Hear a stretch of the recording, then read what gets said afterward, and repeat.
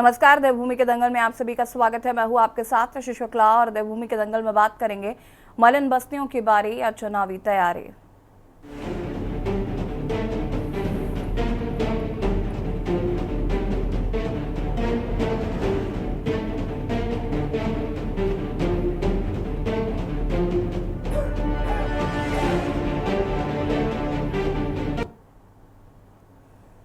उत्तराखंड में निकाय चुनाव से पहले राज्य में मलिन बस्तियों के मुद्दों पर सियासत गर्मा गई है।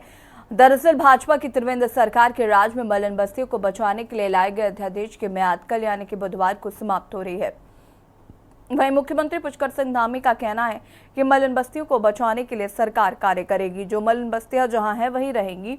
मुख्यमंत्री के इस बयान के बाद माना जा रहा है कि सरकार मलिन बस्तियों को बचाने के लिए एक बार फिर अध्यादेश लाने जा रही है। हालांकि अध्यादेश लाने से पहले ही कांग्रेस ने सरकार की मंशा पर सवाल उठा दिए हैं। कांग्रेस का तर्क है कि चुनाव में लाभ लेने के लिए सरकार बार बार अध्यादेश ला रही है, जिससे लोगों में डर बना रहे और भाजपा को उसको चुनावी लाभ मिल सके। कांग्रेस ने सरकार से मलिनवासी बस्तियों को मालिकाना हक देने की मांग की है। इसके साथ ही कांग्रेस ने वादा किया है कि राज्य में कांग्रेस की सरकार बनने पर मलिन बस्तियों को मालिकाना हक दिया जाएगा। बता दें कि देहरादून की 129 मलिन बस्तियों में लगभग 40,000 घरों का अस्तित्व खतरे में है। अध्यादेश की मियाद खत्म होने के बाद देहरादून और पूरे प्रदेश में 582 मलिन बस्तियां आवास श्रेणी में आ जाएंगी। हाईकोर्ट के आदेश का पालन सरकार को करना होगा। बता दें कि पूर्व में नैनीताल हाईकोर्ट ने मलिन बस्तियों को खाली कर उनके पुनर्वास के आदेश दिए थे। हालांकि मुख्यमंत्री पुष्कर सिंह धामी ने स्पष्ट किया कि ये बस्तियां यथावत रहेंगी। सवाल यह है कि आखिर क्यों मलिन बस्ती पर गरमाई राजनीति शांत नहीं होती और क्या धामी सरकार इन बस्ती वासियों को बचाने के लिए कोई कदम उठाएगी या नहीं। चर्चा इसी पर, उससे पहले रिपोर्ट। उत्तराखंड में एक बार फिर मलिन बस्तियों पर खतरे की तलवार लटक गई है। दरअसल मलिन बस्तियों को बचाने के लिए लाया गया अध्यादेश बुधवार को समाप्त होने जा रहा है। अध्यादेश की मियाद खत्म होने से प्रदेश की 582 मलिन बस्तियां अवैध श्रेणी में आ जाएंगी, जिसके बाद सरकार को नैनीताल हाईकोर्ट के आदेश का अनुपालन करते हुए बस्तियों को खाली कराना होगा। साथ ही प्रभावितों का पुनर्वास भी करना होगा। हालांकि कोर्ट के आदेश का अनुपालन करना राज्य सरकार के लिए बड़ी ही चुनौतीपूर्ण होगी। वहीं मुख्यमंत्री पुष्कर सिंह धामी का कहना है कि मलिन बस्तियों को बचाने के लिए सरकार कार्य करेगी। जो मलिन बस्तियां जहां हैं वहीं रहेंगी। मुख्यमंत्री के इस बयान के बाद माना जा रहा है कि सरकार मलिन बस्तियों को बचाने के लिए एक बार फिर अध्यादेश लाने जा रही है। हालांकि अध्यादेश लाने से पहले ही कांग्रेस ने सरकार की मंशा पर सवाल उठा दिए हैं। मैं ये सुना था कि ये बस्ती सब जो है ये सब हटेगी और हम इतने साल से रह रहे हैं, 15-16 साल हो गए हमें। पहले भी हम रह रहे, एक बार पहले ये बस्ती जो है टूट गई थी। हमने ऐसे ही दीवार 4 इंची ऐसी पुरानी ईंट लेके खरीद के अपने टीन रख ली थी हमने। एक बार टूट गई, फिर हमने दोबारा बनाई हमने। अब हम दिहाड़ी करने वाले आदमी हैं, 400-500 रुपये दिहाड़ी है हमारी। आगे जाएंगे हम कहाँ जाएंगे बताओ। वोट लेने के लिए कोई आया हो? वोट हमारे सबके हैं, वोट के लिए आते हैं। वोट जब अभी हमने सिद्धू यहाँ वोट डाला, हमने सबके वोट हैं, सब वोट डालते हैं। मलिन बस्तियां यथावत रहेंगी। सरकार मलिन बस्तियों के लिए और उसमें रहने वाले लोगों के लिए पूरी तरह से संवेदनशील है। वो हम उनको पूरी तरह से जहाँ है वहीं पर रहेंगे। उसके लिए जो भी काम है वो करेंगे हम। सरकार आश्वासन नहीं दे रहे हैं। कांग्रेस की सरकार आई 12 में तो 16 में हमने कानून बना दिया, समिति बनाई और कानून बना दिया। उसमें कुछ कमियां रही होंगी, लेकिन हमने कानून बनाया क्योंकि हमारी नीयत साफ थी। हमने बाकायदा पट्टे देने शुरू करे, हमने बाकायदा मालिकाना हक के पट्टे देने शुरू किए। आप सरकार में आए, आपने सरकार में आते ही इस तरह का प्रपंच रचा कि हाई कोर्ट का एक आदेश आ गया। उसके बाद आपने उसकी आड़ में डर दिखाया। डर दिखाने के बाद जब हमने आवाज उठाई तो आप अध्यादेश लेके आ गए। एक बार, 2 बार और अब तीसरी बार ला रहे हो। भैया कानून बनाओ। जिनको हटाना है, जिनको जरूरी है आवश्यक हटाना, खतरे की जद में है, तो आप उनको हटाने के लिए पुनर्वास की नीति बना दो, एक पुनर्वास की योजना बना दो। और जो रहेंगे उनके लिए विकास की योजना बनाओ, उनको पट्टे दो। उनको आप, कई लोग इसमें समझते हैं कि इनको मुफ्त में जमीन दे रहे हैं। आपको बता दें कि साल 2016 में प्रदेश के 63 नगर निकायों में हुए सर्वे में 582 मलिन बस्तियां पाई गई, जिनकी कुल संख्या 7,71,585 थी। जबकि इनमें मकानों की संख्या 1,53,174 सामने आई थी। वहीं 37% बस्तियां नदी और नालों के किनारे बसी हुई हैं। वहीं निकाय चुनाव से पहले इन मलिन बस्तियों पर मचे सियासी घमासान के बीच विपक्ष का आरोप है कि सरकार निकाय चुनाव में लाभ लेने की कोशिश में लगी हुई है। वहीं कांग्रेस का आरोप है कि सरकार निकाय चुनाव में हार के डर से निकाय चुनाव नहीं करा रही है। निकाय चुनाव को लेकर के सरकार न पहले गंभीर थी न अब गंभीर नजर आ रही है, केवल बयानबाजी हो रही है। अगर सरकार चुनाव कराने वाली होती तो साल भर पहले निकायों के चुनाव करा देती। 3 बार तो माननीय हाई कोर्ट में झूठा शपथ पत्र प्रदेश सरकार दाखिल कर चुकी है और अब मलिन बस्तियों का सर्वे कराने की बात कर रहे हैं। पहले तो आप उन पर बुलडोजर चलाने का काम कर रहे थे, उनके आशियाने छीनने का काम कर रहे थे। अब सर्वे करा करके सरकार जो बात कर रही है केवल मलिन बस्ती के लोगों को गुमराह करने का काम कर रही है। सरकार की मंशा वही है। टनकपुर में लगातार आप देखिए कि रेलवे कॉलोनी में बुलडोजर सरकार का गरज रहा है। 70 साल से वो लोग वहाँ पर टैक्स भरने का काम कर रहे हैं, फिर भी आप उनका पक्ष सुनने के लिए तैयार नहीं है। तो भाजपा सरकार जो भी बात करती है वो उस पर गंभीर रहती नहीं है। जनता भी अब भाजपा का चाल चरित्र चेहरा समझ चुकी है। देखिए, कांग्रेस का काम है केवल लोगों को भड़काना और छोटी मानसिकता का अपना परिचय देना। तो मुझे लगता है कि जो भी मलिन बस्तियों के हित में होगा वो प्रदेश की सरकार करेगी और करती भी चली आ रही है। तो क्योंकि ये न्यायालय में विचाराधीन है ये मामला और बहुत जल्दी इसमें जो है निर्णय लेने का काम सरकार करेगी। तो और बैठक भी है अभी कैबिनेट में, इसमें क्या निर्णय होता है अभी ये देखने वाली बात होगी, क्योंकि कांग्रेस को तो सिर्फ मलिन बस्तियों के ऊपर राजनीति करनी होती है और इसीलिए गलत बयानबाजी करके वो लोगों को भ्रमित करने का काम करते हैं। तो मलिन बस्तियों के हित में जो भी होगा सरकार वही निर्णय लेने का काम करेगी। कुल मिलाकर निकाय चुनाव से पहले राज्य में मलिन बस्तियों के मुद्दे पर सियासत गर्मा गई है। एक तरफ जहां मुख्यमंत्री पुष्कर सिंह धामी मलिन बस्तियों को हर संभव मदद का आश्वासन दे रहे हैं, तो वहीं दूसरी ओर कांग्रेस ने सरकार से मलिन बस्तियों को मालिकाना हक देने की मांग की है। अब सवाल यह है कि क्या धामी सरकार इन बस्ती वासियों को बचाने के लिए कोई कदम उठाएगी या नहीं। Uttarakhand desk report.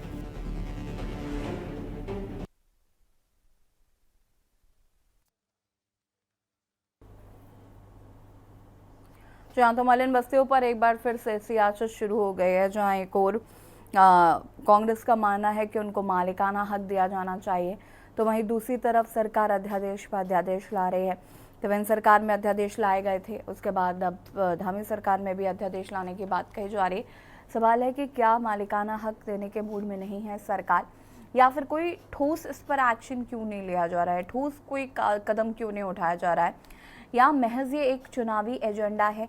इस पर भी हम बातचीत करेंगे। मेहमान हमारे साथ जुड़ चुके हैं, उनसे आपका परिचय करा देते हैं। राजेश बिष्ट जी विदेश प्रवक्ता बीजेपी से हमारे साथ जुड़ चुके हैं। शांति प्रसाद भट्ट जी प्रदेश प्रवक्ता कांग्रेस हमारे साथ जुड़ चुके हैं। दीप्ति दुधपुड़ी जी केंद्रीय प्रवक्ता यूकेडी हमारे साथ जुड़ चुकी हैं। उदित घड़ियाल जी समाज सेवी हमारे साथ जुड़ चुके हैं। अनुज शर्मा जी वरिष्ठ पत्रकार हमारे साथ जुड़ चुके हैं। सबसे पहले तो आप सभी का बहुत बहुत स्वागत है। शुरुआत करना चाहूंगी मैं राजेश बिष्ट जी से। राजेश जी, काफी लंबा समय बीत चुका है और लंबा वक्त सिर्फ और सिर्फ मलिन बस्तियों के लिए नहीं, बहुत से ऐसे तमाम मुद्दे हैं जिनको लेकर एक अच्छा खासा वक्त बीत चुका है और समय समय पर हम देखते हैं वो मुद्दे उठते रहते हैं। समय समय पर फिर उन पर बातचीत होती है, फिर वो ठंडे बस्ते में चले जाते हैं, फिर मौका पड़ता है, फिर वो सामने निकल कर आते हैं, फिर हम उस पर बातचीत करते हैं और उसके बाद फिर वो ठंडे बस्ते पर चले जाते हैं। अब उनमें से एक मुद्दा ये मलिन बस्तियों का भी है। मलिन बस्तियों को मालिकाना हक देने की बात जो लगातार कही जा रही है, या अगर मंशा इतनी ही साफ है, उनको नहीं हटाना है, उनको मालिकाना हक दिया जाना चाहिए, लगता है सरकार को, तो कोई ठोस कदम क्यों नहीं उठा रहे, कोई ठोस नीति क्यों नहीं अपना रहे। ये सिर्फ अध्यादेश ला देना और उनको स्थायी कर देना, उसके बाद फिर जब समय खत्म हो तो फिर से अध्यादेश ले आओ, इसका कोई ठोस क्यों नहीं कदम उठा रहे। यशी जी, देखिए, सबसे पहले मैं ये कहना चाहूँगा, ये जो मामला है यहाँ पे मलिन बस्तियों को हटाने का या उनके पुनर्वास का या उन्हें नियमित करने का या उनको मालिकाना हक देने का, इसमें मैटर हाई कोर्ट में सब जुडिस है और सरकार हर कोशिश ये कर रही है कि जो गरीब असहाय लोग हैं ये इस प्रदेश के अंदर हैं, लंबे समय से हैं और होना ये चाहिए था कि आज का मुद्दा हमारा किसी और गंभीर मुद्दे पे होता, क्योंकि जिस समय पे इन लोगों की बसावट यहाँ पे हुई है उस समय प्रदेश में जिस भी पार्टी की सरकार रही होगी, अगर उन्होंने किसी प्रकार का कानून लाने का काम किया तो जिम्मेदारी से उन्हें मालिकाना हक उस समय दे दिया जाता। अगर उन्हें उस समय मालिकाना हक दे दिया जाता तो आज हम किसी और गंभीर विषय पर प्रदेश के हित के बारे में बात कर रहे होते। चलिए खैर वो कोई बात नहीं, लेकिन आज जब प्रदेश की सरकार 2 बारी अध्यादेश लाके इन लोगों की बसावट या इनके पुनर्वास के लिए या इनको यहाँ से विस्थापित ना करना पड़े उसके लिए योजना बना रही है, तो कहीं ना कहीं इन लोगों के हितों के लिए इनके संवेदनशील होते हुए माननीय मुख्यमंत्री जी ने जैसे कहा कि उन्हें परवाह है अपने लोगों की ताकि वो यहाँ से कहीं विस्थापित ना हो। लेकिन एक गंभीर मामला है जो नदी किनारे की बसावट है, इसमें मुझे ये लगता है जो काफी लंबे समय से हम देख रहे हैं कि अतिवृष्टि बहुत ज्यादा हो रही है और नदी का जो घेराव है, जो उसकी चौड़ाई है, वो दिन प्रतिदिन कम होते जा रही है। तो उसमें इन लोगों की सुरक्षा भी बहुत महत्वपूर्ण है। तो इसमें जैसा कि देखा गया है कि अगर ये नदियों की चौड़ाई को नियमित करने का काम किया जाएगा तो उस नियमितीकरण के बाद जिन लोगों को चिन्हित करके कहीं से पुनर्वास की आवश्यकता पड़ेगी तो सरकार निश्चित रूप से उनके लिए कोई सही जगह देखकर, और जैसे एक बारी हम सुन रहे थे कि 2016 से पहले जो लोग आए या 2016 के जो बाद आए हैं वो चिन्हित करके उस हिसाब से विस्थापन होगा, तो मैं समझता हूँ सबके हक की जो जमीन है या उनके मालिकाना हक की बात है वो उनको जरूर उस निश्चित समय से और सरकार की गंभीरता से उन्हें अवश्य मिलेगा। शांति प्रसाद भट्ट जी, अगर हम बात करें, देखिए यहाँ पर ये भी कहा जा रहा है कि कांग्रेस की मंशा अगर बहुत क्लियर होती तो फिर अब तक वो विस्थापित हो चुके होते, हमें आज चर्चा ही नहीं करनी पड़ रही होती। आप अभी मैं यहाँ पर आपके उनको सुन रही थी, उन्होंने कहा, सूर्यकांत धस्माना जी कह रहे थे कि भाई हम चाहते थे हम कानून लेकर आए और उसके बाद फिर उसमें कुछ त्रुटियां थी, लेकिन उसके बाद जो आगे सरकारें आई उनको काम करना चाहिए था, आप ही उस पर ठीक से काम कर लेते। फिर आरोप प्रत्यारोप किस बात का? आशीष जी, आदरणीय सूर्यकांत धस्माना जी ने बिल्कुल सही कहा है। हमने 2016 में लगभग 80 लोगों को मालिकाना हक दिया, उन्हें पट्टे दिए, कानून लेकर आए थे, लेकिन उसके बाद हमारी सरकार 2017 में नहीं रही। तब से भारतीय जनता पार्टी की लगातार सरकार इस प्रदेश में है, लगभग 7 सालों से राज्य में है, 10 सालों से केंद्र में है, मेयर भी भारतीय जनता पार्टी के ही है। और मुझे तो यहाँ पर एक राहत इंदौरी साहब का एक शेर याद आ रहा है, लगेगी आग तो आएंगे घर कई जद में। यहाँ पे सिर्फ हमारा ही मकान थोड़े ही है, इसलिए भारतीय जनता पार्टी को बहुत संयम से, बहुत तरीके से, बहुत कानूनी जानकारी के साथ इन बस्तियों को नियमितीकरण की कार्रवाई करनी चाहिए। ये हम हमेशा कह रहे हैं और लगातार कह रहे हैं। और जैसे मेरे साथी अभी बीजेपी के प्रवक्ता कह रहे थे, जिसकी भी सरकारें थी, तो मेरे भाई पहली सरकार आपकी ही थी, नित्यानंद स्वामी जी की, और राज्य गठन से पूर्व मात्र 75 बस्तियां थी। उसके बाद आपकी सरकार जब थी, पहली सरकार, उस समय 102 बस्तियां थी, फिर वो बस्तियां बढ़ी और वर्तमान में वो लगभग 150 बस्तियां हैं। तो इस पर हम सबको, मैं भी एक राजनीतिक दल से हूं, आप भी एक राजनीतिक दल से हैं, हमको एक समाधान तो निकालना पड़ेगा ना। जिस फ्लड जोन की बात आप कर रहे हैं उसके चिन्हीकरण की कार्रवाई क्या 7 सालों तक अभी तक नहीं हुई है? ये किसको करना था? ये तो सरकार को ही करना था ना, ये तो आपको ही करना था। और धस्माना जी सही कह रहे थे, जो फ्लड जोन में आ रहे हैं उनके लिए आप रिहेबिलिटेशन की पॉलिसी बनाते, अब तक क्यों नहीं आपने पॉलिसी बनाई? उनके लिए पॉलिसी बनते, उनका अच्छा रिहेबिलिटेशन होता और उसके बाद जो लोग बसते उनके नियमितीकरण की कार्रवाई होती, वो हो जानी चाहिए थी। तो सरकारें इतने दिन से कर क्या रही हैं, मैं यही तो हमारा सवाल है। और 30 मई 2024 की घटना क्या हमको याद नहीं है, जब सरकार ने डोजर चलवा दिया था लोगों के मकानों पर? तब हमारे ही नेता तो आदरणीय सूर्यकांत धस्माना जी, लालचंद शर्मा जी, राजकुमार जी, यही सब लीडरान तो थे जो आगे आए थे, जिन्होंने सरकार को जगाने और चिताने का काम किया था, लोगों के घरों को तोड़ने से बचाया था। तो इस पर भारतीय जनता पार्टी को बहुत संजीदगी से काम करना चाहिए। नहीं तो सरकार जबरदस्ती बुलडोजर लेकर तो नहीं, खत्म हो रही है। शांति तो भट्ट ऐसा जी, नहीं होना चाहिए, शांति भट्ट जी, हो जाएंगी। शांति भट्ट जी, सरकार जबरदस्ती बुलडोजर लेकर तो पहुंच थी, उनके पास भी कोई ऑप्शन था नहीं उस वक्त। यही तो हम कह रहे हैं भाई, आपने सरकारों ने ही, चाहे वो किसी की भी सरकार रही है, लेकिन जब सरकारों ने उनको सारे उनके कागजात बन गए, गैस कनेक्शन उनको मिल गया, आप उनका हमेशा मत ले रहे हो, वोट ले रहे हो, उनकी वोट से आप सभासद बन रहे हो, मेयर बन रहे हो, विधायक बन रहे हो, सांसद बन रहे हो, मुख्यमंत्री बन रहे हो, और जब उनको मालिकाना हक देने की बात आई, जब उनको नियमितीकरण की बात आई, तब उस पर बुलडोजर चला दो। तो ये न्याय नहीं है। वो हमारे ही लोग हैं, भारत के ही लोग हैं, कहीं बाहर से आए हुए लोग नहीं है। तो जब वो हमारे लोग हैं, हमने उनको मताधिकार दिया है, तो आप उनकी सुरक्षा की जिम्मेदारी, रक्षा की जिम्मेदारी, उनको घर देने की जिम्मेदारी भी एक लोकतंत्र में लोक कल्याणकारी सरकार की ही जिम्मेदारी है। किसी अन्य की नहीं है। तो यही बात तो धस्माना जी कह रहे थे। ठीक है, दीप्ति जी क्या कुछ कहना चाहती है इस मुद्दे पर? जी मैं ये कहना चाहती हूँ कि बीजेपी हो चाहे कांग्रेस हो, सबको इन बस्तियों की याद तभी आती है जब चुनावी मुद्दे आते हैं, जब इनको अपना वोट बैंक याद आता है। उससे पहले इनको मतलब बस्तियों की कोई चिंता होती नहीं है।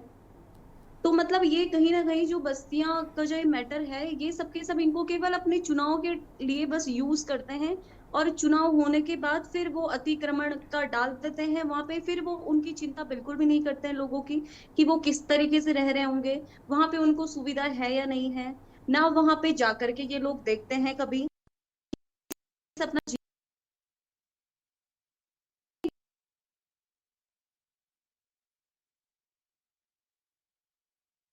ये उन बस्तियों को नहीं देख बस। उदित गिरियाल जी, ये महज एक चुनावी एजेंडा बनकर रह गया है मलिन बस्तियों का मुद्दा, इसको लेकर कोई भी गंभीर नजर।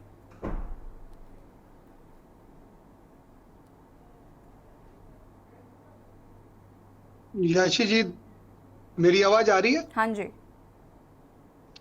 देखिए, बड़ा कमाल का है ये मुद्दा कि पहले तो अवैध बस्तियां बसें, उसमें कोई दोषी नहीं। चलिए, नेताओं को तो मैं दोषी नहीं मानता, उनके लिए सब जायज है। लेकिन ये जो बस्तियां बसी हैं, इसके लिए कोई अधिकारी कभी कोई आज नदी के किनारे तोड़ने की या बसाने की या कंपनसेशन देने की बात चल रही है, तो क्या कभी कोई अधिकारी इसमें दोषी पाया गया था कि किसके रिजी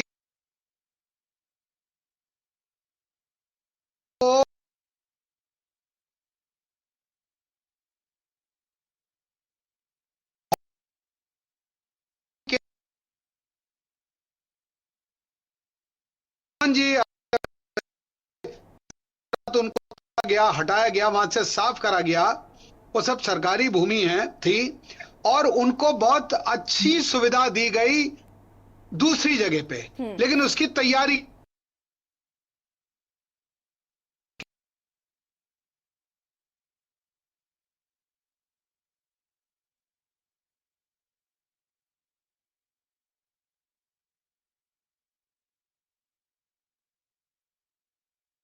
है। हमारे वरिष्ठ पत्रकार हैं, वो बताएंगे इसके बारे में ज्यादा विस्तार से।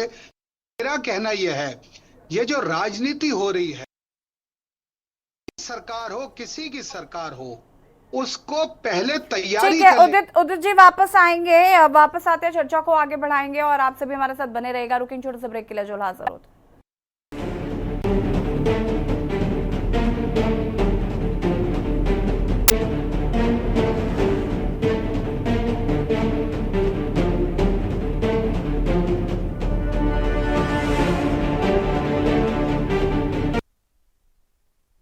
ब्रेक के बाद एक बार फिर से आप सभी का स्वागत है और बात कर रहे हैं मलिन बस्तियों की बारी या चुनावी तैयारी। चर्चा इसी पर। उदित गिरियाल जी, अपनी बात को पूरा कर सकते हैं आप। जी, तो मैं याची जी ये कह रहा था कि देखिए, अब बस्तियां तो बस गई हैं, लोग भी बस गए हैं। जो मैं उदाहरण दे रहा हूं दिल्ली का, जिसमें कि नेहरू प्लेस के पीछे से विस्थापित करा गया था, तो ऐसा नहीं है कि उनको कहीं सड़क पर डाल दिया गया, उनको जगह दी गई। मेरा कहना यह है कि सरकारों के पास इच्छा शक्ति होनी चाहिए, चाहे वो किसी की भी सरकार हो। इच्छा शक्ति होनी चाहिए कि इनके लिए जगह ढूंढी जाए। तमाम इलीगल कॉलोनीज बन रही हैं, तमाम इधर उधर कब्जे हो रहे हैं नगर निगम की जमीनों पे, उसकी जगह इन विस्थापित अगर करना ही है, इच्छा शक्ति है, सरकार अगर चाहती है खूबसूरत शहर बनाना। देखिए, बहुत अच्छा लगता नहीं है, कहीं भी जाइए, किसी भी शहर में जाइए, दिल्ली की बात अलग है, या बड़े शहर, पुराने शहर जो आजादी से आज तक उनमें चल रहा है, अवैध कब्जे चल रहे हैं। लेकिन ये तो अभी की बात है, 2000 के बाद की बात है। तो मैं तो कहूंगा कि मलिन बस्ती तो हम डिस्कशन आज कर रहे हैं 2024 में, लेकिन 15 तक ये पूर्ण बस चुकी थी, 16 तक पूर्ण बस चुकी थी। तो इसमें सरकारों को गंभीर होना पड़ेगा। देखिए, वो भी मनुष्य होने के नाते, लेकिन देखिए, मैं दो जगह से मेरे को बड़ी पीड़ा होती है कि एक तरफ तो मलिन बस्ती में जरा भी कोई शोर होता है, कुछ भी टूटता है तो मार बवाल मच जाता, हर पार्टी के लोग कूद जाते हैं। मेरे पहाड़ में उत्तराखंड जिन्होंने अपनी कुर्बानी दी इस प्रदेश को बनाने में, उनके इलाके में जरा भी कुछ टूटता है तो कोई आवाज नहीं उठती है। देखिए, उनके विस्थापित होने की कोई आवाज नहीं है। पौड़ी में आप चले जाइए, श्रीनगर में आप चले जाइए, या थोड़ा और अंदरूनी इलाके में चले जाइए। तो मेरा कहना यह है, मेरा हर दल से एक निवेदन है, ये गुजारिश है कि इन बस्तियों की अगर आवाज उठा रहे हैं आप, तो पहाड़ के उन लोगों के लिए भी आवाज उठाइए जिनकी वजह से आप सबका, हम सबका वजूद है। ठीक है उदित जी, वापस आते हैं आपके पास। अरुण शर्मा जी, मलिन बस्तियों का मुद्दा एक बार फिर से चर्चा में है। सवाल यह है कि बार बार मलिन बस्तियों का जिक्र होता है और उसका कोई ठोस कदम अभी तक नहीं उठाया जा रहा है। फिर से अध्यादेश लाने की बात कही जा रही है, फिर से उनको कुछ दिनों के लिए विस्थापित कर दिया जाएगा। और सवाल ये भी उठते हैं कि आखिर पहले ये बस्तियां बसी कैसे, जो अधिकारी दोषी हैं, जैसे कि अभी उदित जी कह रहे थे, उन पर कितनी कार्रवाई हुई, इस पर बात ना करके अभी फिलहाल हम लोग इस पर बात कर रहे हैं कि मलिन बस्तियों में जो लोग रह रहे हैं उनके लिए कोई ठोस नीति क्यों नहीं अपनाई जा रही है। क्या कहना है इस पर? यसी मुझे लगता है कि आज मैं सबके खिलाफ बोल पाऊंगा। मैं उस लाइन में नहीं बोलूंगा क्योंकि मुझे वोट नहीं चाहिए किसी से। पहली चीज, हमने अपनी आंखों के सामने इन बस्तियों को विकसित होते हुए देखा, बसते हुए नहीं, विकसित होते हुए देखा। अब आप देखिए, नदियों के किनारे, नहरों के किनारे, रेल की पटरियों के किनारे, एनएच के किनारे, जगह जगह अगर आप देखें एनक्रोचमेंट होता है। लेकिन उस एनक्रोचमेंट में किसे सजा होती है? आज तक आप मुझे ये बता दीजिए एक भी मुकदमा किसी के खिलाफ हुआ? और उसके बाद फिर हम उनको, यही पॉलिटिशियन, पॉलिटिकल पार्टियों के लोग उनको बिजली के कनेक्शन, पानी के कनेक्शन, आधार कार्ड, आयुष्मान कार्ड और यहां तक कि उन बस्तियों में सड़कें बनवाते। ये खाली करने की बात नहीं कहते। अब वो लोग कहां से आए, कैसे आए, ये सब पे मैं नहीं पढ़ूंगा। हिंदुस्तान के नागरिक हैं, बाहर के नागरिक हैं, इस विषय में नहीं पढ़ूंगा। लेकिन एक अवैध, आप बार बार कह रहे हैं, खुद कह रहे हैं, अवैध बस्तियां बसी हैं, तो कोई तो कारक होगा उसके पीछे, कोई तो कारण होगा जिसने बसने दिया होगा। आपने उस टाइम विरोध क्यों नहीं किया? और फिर एक दूसरी चीज देखिए, जस्टी बड़े मजेदार बात है, जिन नदियों के किनारे बसी हुई बस्तियों को अभी सूर्यकांत धस्मा रेगुलराइज करने की बात कर रहे थे, पुनर्वास करने की बात कर रहे थे। आप ये देखिए, हर साल बरसात आती है, हर साल फ्लड आता है, हर साल मुआवजा दिया जाता है, और जहां एक झोपड़ी होती है वो 4 झोपड़ी बच जाती है। इस कड़वी सच्चाई से आप इनकार कर रहे हैं। आप अपने देवभूमि प्रदेश को बदनाम होने दे रहे हैं और ऊपर से उनके विस्थापन की बात कर रहे हैं। अरे आपको तो ये कोशिश करनी चाहिए कि खत्म, जो चीज अवैध है वो खत्म क्यों ना हो, ये बताइए। हम उन्हें रेगुलराइज करने की बात कर रहे हैं, ठीक है, मानवीय आधार अलग चीज है कि हम मानवीय आधार पे उनको पुनर्वास कर दें, कहीं बसा दें, लेकिन क्या इसकी गारंटी कोई लेगा कि दोबारा अतिक्रमण नहीं होगा? आप हमेशा देखिए, अतिक्रमण हटाया जाता है लेकिन वहां कोई डेवलपमेंट नहीं किया जाता, थोड़े दिन बाद फिर अतिक्रमण हो जाता है। आपने देहरादून में स्मार्ट सिटी के नाम पर जगह जगह फुटपाथ बना दिए। आज वो फुटपाथ किस काम आ रहे? या तो सड़कें खुदी हुई है, या फुटपाथ किस काम आ रहे? फुटपाथ रेडी, फड़ और पार्किंग के काम आ रहे। कहीं वो पैदल चलने के लिए खाली नहीं है। क्या हम इस चीज का विरोध करेंगे कि फुटपाथ को खाली कराया जाए? कोई बोला उसके पक्ष में? हम केवल फिर वो अगर अतिक्रमण हटाने आएंगे तो हम जो पॉलिटिकल लोग हैं उनके पक्ष में खड़े हो जाएंगे कि नहीं, इनको रहने दो। अरे भाई, जो चीज अवैध है उसे चलने क्यों दे रहे हो? फिर तो अवैध शराब भी जायज है, अवैध सट्टा भी जायज है, अवैध लॉटरी भी जायज है, अवैध वेश्यावृत्ति भी जायज है और अवैध सारी चीजें जायज है। फिर उनको अवैध क्यों कहते हो?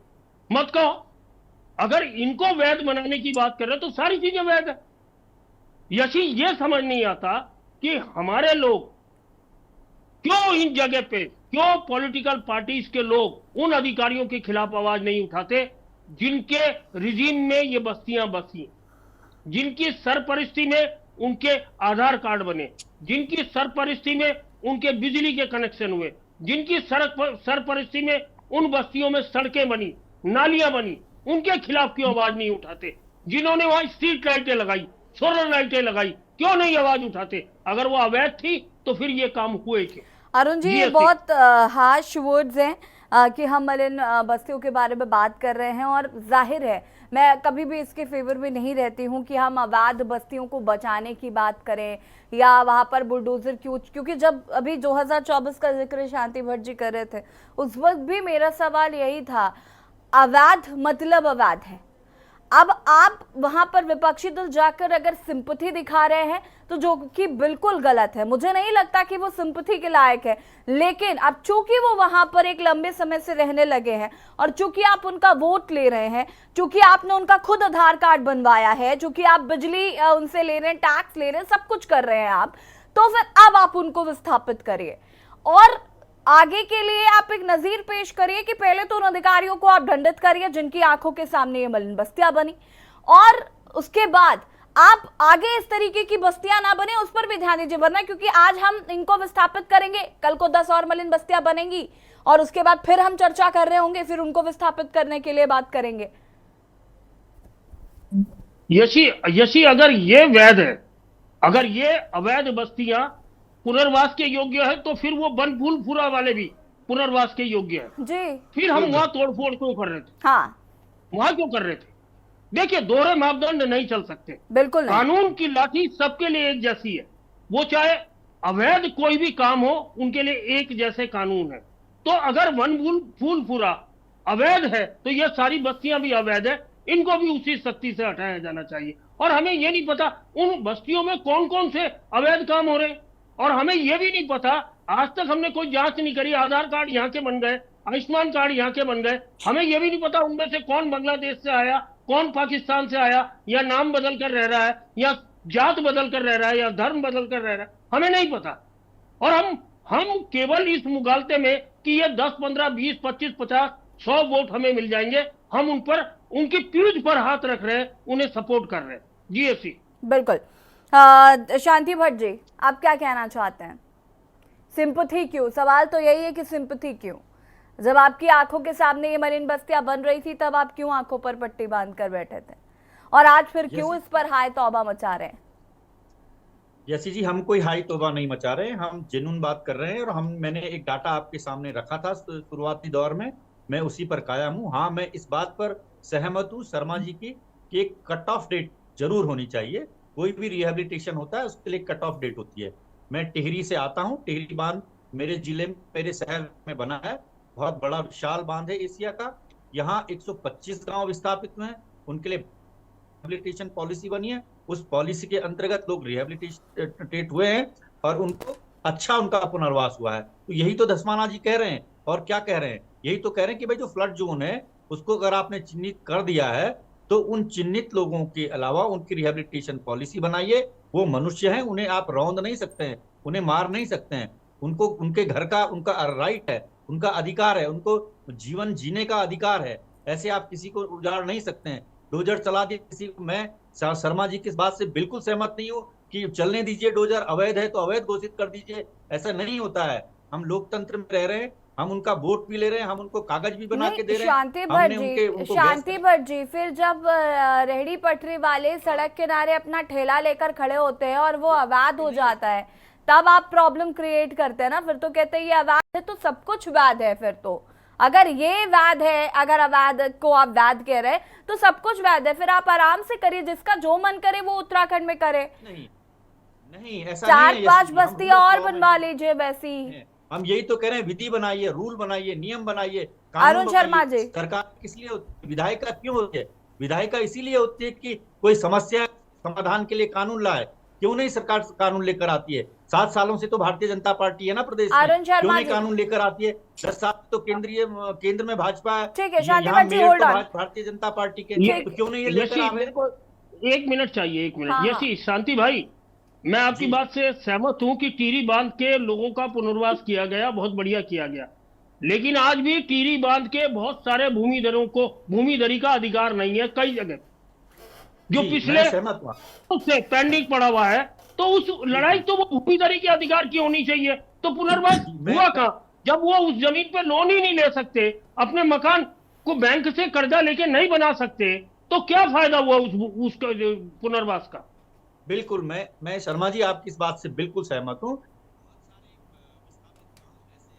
जिनको भूमिधरी अधिकार अभी तक नहीं मिले हैं, जहां वो रिहैबिलिट, चाहे वो हरिद्वार में हुए, पथरी के कई एरिया हैं जहां मेरे गांव के लोग भी हैं, उनको अभी तक भूमिधरी अधिकार नहीं। ये बात सही है और ये बहुत दिनों से ये मामला लंबित भी है। निश्चित रूप पर इस पर भी कार्रवाई होनी चाहिए। उनको मालिकाना हक मिलना चाहिए जो नहीं मिला है। यहाँ से तो उनकी सारी जमीनें ले ली है, जो पहाड़ के गांव हैं उनको पूर्ण रूप से विस्थापित कर दिया है। उनको जो प्रतिकर है वो तो दे दिया गया है, उनके घर बनाने के ये सब दे दिया, लेकिन उस जमीन पर उनको जो भूमिधरी अधिकार है वो निश्चित रूप से मिलने चाहिए। इस पे हिला हवाली हुई है, उसके लिए चाहे मेरी सरकार रही हो, चाहे भारतीय जनता पार्टी की सरकार रही हो, मुझे कोई संकोच नहीं ये बात कहने में, और उनका समाधान होना चाहिए। मैं शर्मा जी की इस बात से एग्री करता हूं और उनको धन्यवाद भी करता हूं कि उन्होंने एन वक्त पर इस बात को मुझे भी याद दिलाया है और ये होना चाहिए।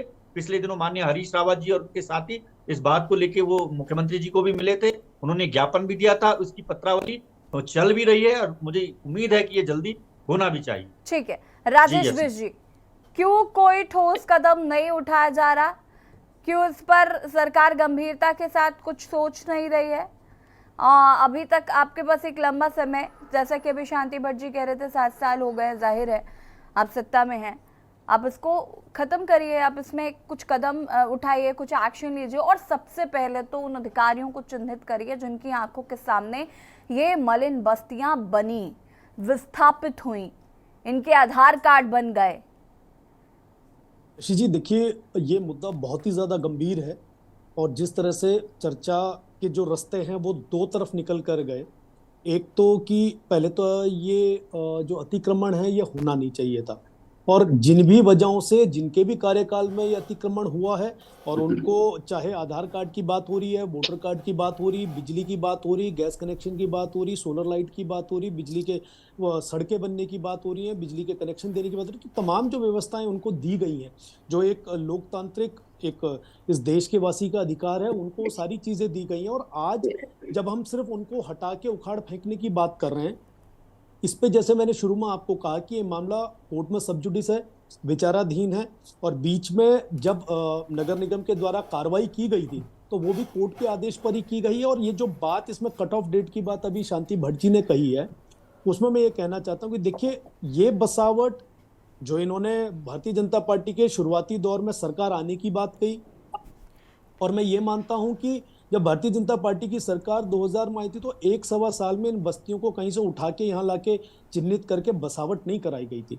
2002 से 2007 के बीच में जब इनकी सरकार रही और इन्होंने जिस भी तरीके से लोगों की बसावट करी, उनको नियमितीकरण करने की जो व्यवस्था उस समय होनी चाहिए थी या कोई कानून लाने की बात हो रही थी जिसको ये पूरे प्रदेश के या मलिन बस्ती के लोगों को भ्रम में डालने का काम कर रहे हैं, ऐसा बिल्कुल भी नहीं था। ये कभी भी गरीबों के हक के लिए खड़े नहीं हुए।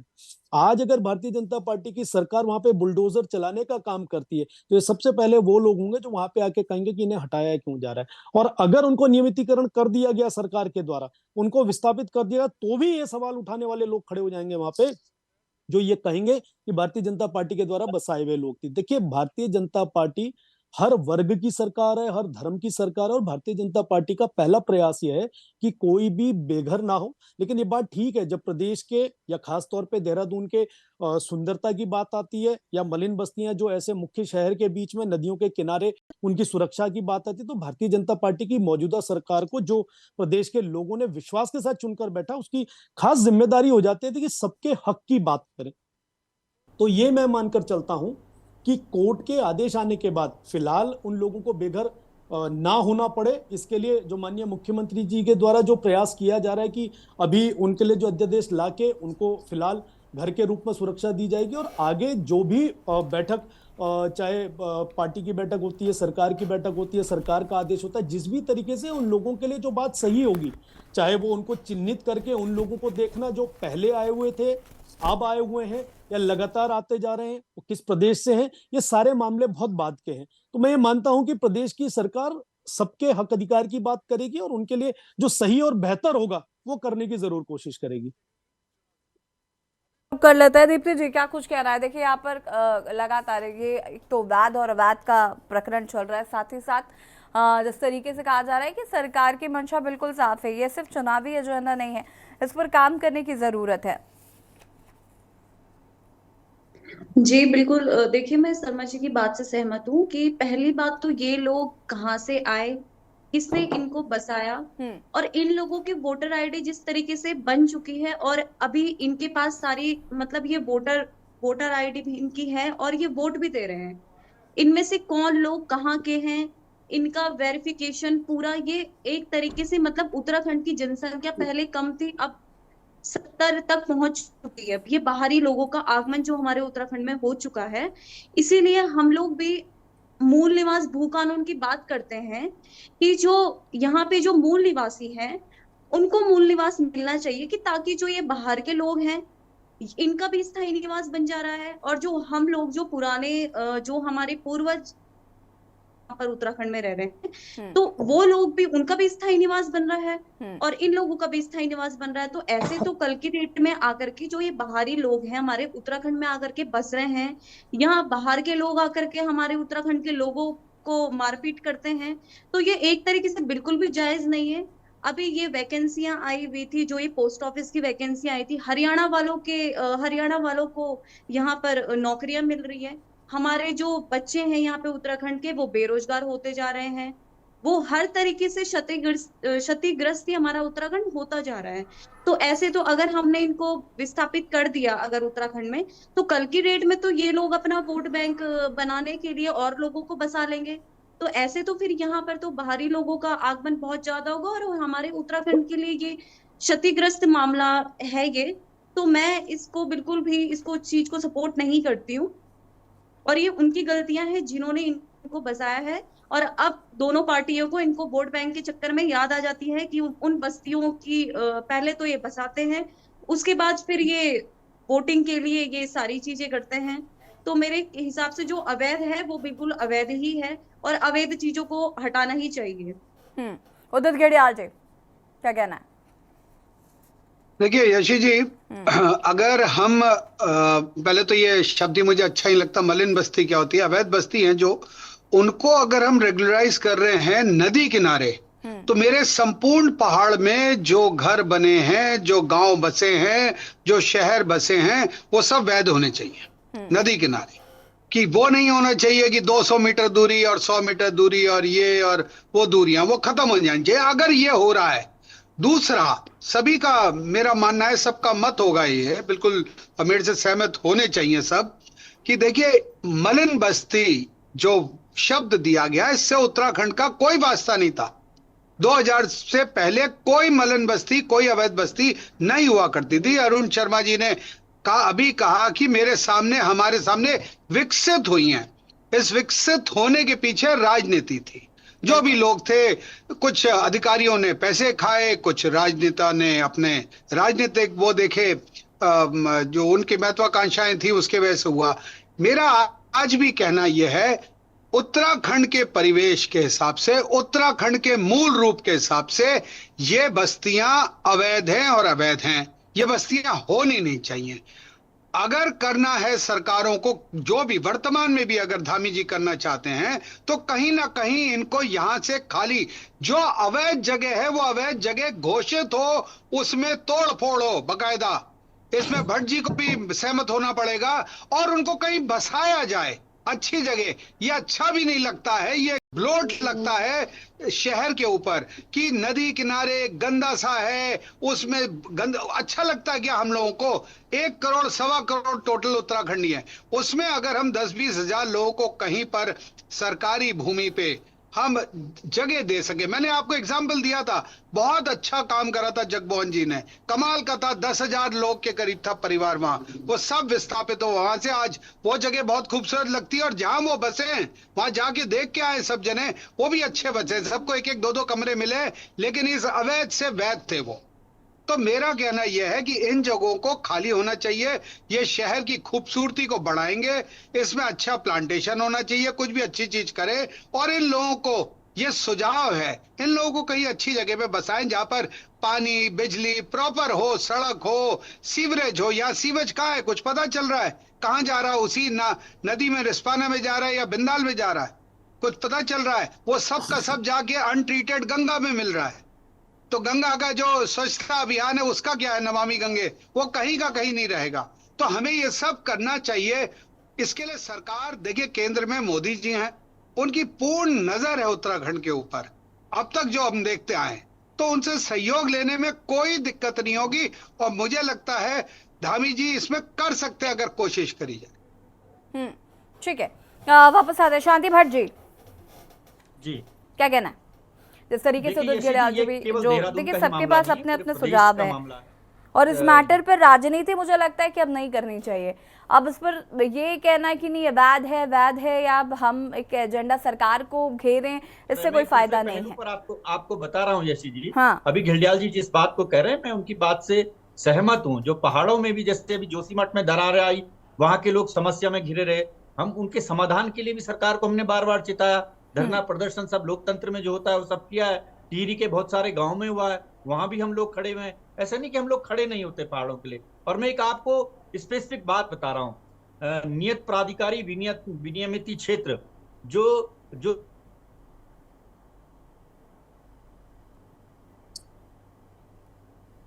ऐसा कोई शहर नहीं है जहां लोगों के मकानों का उनको नोटिस नहीं गए, उनके एसडीएम क्या मुकदमे नहीं चले, वो मुकदमे फिर अपील में कमिश्नर क्या लंबित नहीं है। अगर आप कमिश्नरी में देखेंगे, चाहे वो गढ़वाल कमिश्नरी हो या कुमाऊं कमिश्नरी हो, उनमें हजारों की संख्या में मुकदमे अभी भी पेंडिंग है। अगर आप इस बात पर जाएंगे तो आधा श्रीनगर शहर खत्म हो जाएगा, पेंडिंग है मुकदमे। ऐसे बहुत सारे शहर हैं। इसलिए मैं कह रहा हूं कि आप ऐसे ही नहीं रोन सकते। और यूकेडी की मेरी बहन अभी दीप्ति जी कह रही थी कि अवैध है तो अवैध है, ऐसा नहीं है ये बाहर कहां से आए हैं क्या है, ऐसा नहीं है। देहरादून की जो अवैध बस्तियां हैं, चाहे वो दीपनगर है क्या, इसमें हमारे ही लोग हैं, चाहे वो टिहरी के, पौड़ी के, चमोली के हैं, वो हमारे ही लोग वहां रोजगार के लिए गए हैं, उन्होंने ही वहां घर बना लिए हैं। तो क्या उनको भी डोजर चला दोगे? ये बहुत ध्यान से हमको ये बातें कहनी चाहिए। अरे तो क्या शांति भट्ट जी, कहीं पे भी जगह मिलेगी तो घर बना देंगे, ये भी तो सोचिए ना शांति भट्ट जी। कहीं पे भी जगह मिलेगी तो हम घर बना देंगे। बात कहीं की नहीं है यशी जी, कहीं की बात नहीं है। आज लग रहा है हमको कहीं की बात है। आप तब सोचिए ना जब देहरादून में वो इलाका पूरा खाली होता था, तब कहीं ना किसी की आड़ में तो वो गए होंगे, कुछ ना कुछ तो उन्होंने किया होगा। और इतने साल उनको हो गए, इतने सालों के उनके कब्जे हैं। कानून भी कोई चीज है, विधि का शासन भी कुछ है, ऐसे ही थोड़े रौन देंगे हम। इसीलिए तो सरकार से आग्रह कर रहे हैं, उनके लिए कानून बनाइए ना, आप नियम बनाइए ना, या तो आप रिहेबिलिटेशन पॉलिसी बनाइए ना, कुछ तो करिए। ठीक है, राजेश बिष्ट जी जवाब देंगे। राजेश बिष्ट जी जवाब दीजिए।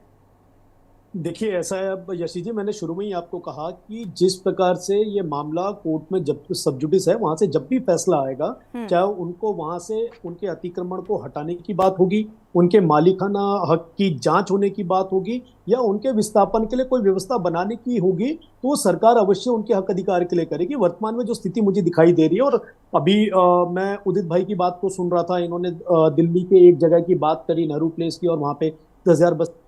अभी भी इनको बताना चाहता हूं, दिल्ली के अंदर ऐसे कई 10,000 लोगों की बस्तियां आज भी दिल्ली के अंदर मौजूद है। और सिर्फ दिल्ली के अंदर क्यों, इस देश के 27 राज्यों के अंदर कहीं ना कहीं जहां जहां पे लोगों को जैसी भी हालत में अपने विस्थापन के लिए, अपने रहने के लिए, अपने गुजर बसर करने के लिए जगह मिल रही है, वो रह रहे हैं। आपको सिर्फ 10,000 बस्तियां याद, और आपने बिंदाल और स्पिना की बात करी। मेरा 1983 का जन्म देहरादून का ही है, और मैं देहरादून का बहुत पुराना निवासी हूँ। बिंदाल पुल की जो हमने लोगों की वहां पे रहन सहन देखा, वो आज का नहीं, 83 से पहले का देख रहे हैं लोग। वो लोग वहां पे बस्तियां आज की बसी हुई नहीं है। हाँ, ये मैं मानता हूं कि बाहर से कुछ लोग जो अब आके उन बस्तियों के साथ मिक्स हो गए हैं, वो कौन है, कहाँ के हैं, यहाँ के मूल निवासी हैं या नहीं है, ये देखना जरूर सरकार के लिए बहुत जरूरी है। अगर इस तरह के लोग हैं जो उस समय से पहले की जो भी कट ऑफ लिस्ट होती है उससे पहले के अगर निवासी हैं, तो उनको वहां से हटाए जाने की सख्त जरूरत है। और जो पुराने लोग हैं उनके लिए अच्छी और सुरक्षित जगह पे अगर कहीं पे विस्थापन होके अच्छी व्यवस्थाओं के साथ उनको जगह मिल सकती है, तो वो सरकार जरूर करेगी। और जैसे इस प्रदेश में जिम्मेदार सरकार है, इस सरकार को जनता ने दूसरी बार मौका दिया है। केंद्र की सरकार ने जिस तरह से प्रधानमंत्री आवास योजना के तहत इस देश में 4 करोड़ पक्के मकान बनाने का काम किया, वो निश्चित में देश के प्रत्येक निवासी के लिए उदाहरण है कि प्रदेश में जो सरकार चल रही है, केंद्र में जो सरकार चल रही है, वो सबके हक अधिकार को देखेगी और लोकतांत्रिक व्यवस्था से जो बेहतर होगा हमारे लोगों के लिए वो जरूर किया जाएगा। अरुण शर्मा जी, अंतिम प्रतिक्रिया आपकी फटाफट इस मुद्दे पर। देखिए ऐसी जी, मैं कह रहा था कि मैं सबके खिलाफ बोलूंगा, और मुझे लगता है कि उसके बाद भी कांग्रेस या बीजेपी ने ये नहीं कहा कि दोषियों के खिलाफ कार्रवाई होनी चाहिए, ये नहीं बोल रहा। और जबकि वास्तव में जिन लोगों ने कभी ना कभी ये बस्तियां बसाई होंगी, कभी भी बसी हो, निश्चित तौर पर वो दोषी हैं।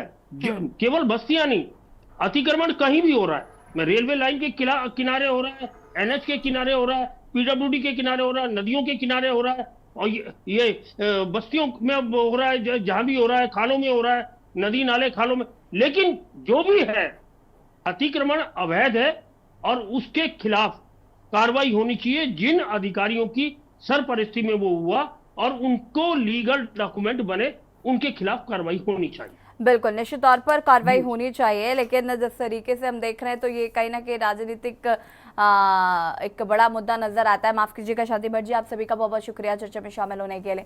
और देवभूमि के दंगल में बात कर रहे हैं, मलिन बस्तियों का मुद्दा एक बार फिर से चर्चा का विषय बना हुआ है और इसे वोट बैंक की राजनीति करार दिया जा रहा है। हालांकि जो अवैध तरीके से मकान बनाए गए हैं उन पर निश्चित रूप से जब ये मकान बनाए जा रहे थे, जिन अधिकारियों जिन नेताओं की संलिप्तता में बने उन पर कार्रवाई होनी चाहिए, लेकिन ऐसा नहीं हो रहा है। फिलहाल सभी दल इस पर राजनीतिक रोटियां सेकने की कोशिश कर रहे हैं। देवभूमि के दंगल में फिलहाल आता है, देखते रहिए के न्यूज़ इंडिया। नमस्कार। गोल्डी मसाले लाए हैं फ्रेश लॉक टेक्नोलॉजी, जो रखे मसालों को हर समय फ्रेश। गोल्डी मसाले। इस कार्यक्रम के प्रायोजक हैं समय बदला पर स्वाद न बदला, महक सिल्वर। महक सिल्वर, मेरा दिलबर। आप देख रहे हैं के न्यूज़, खबरों का सारथी।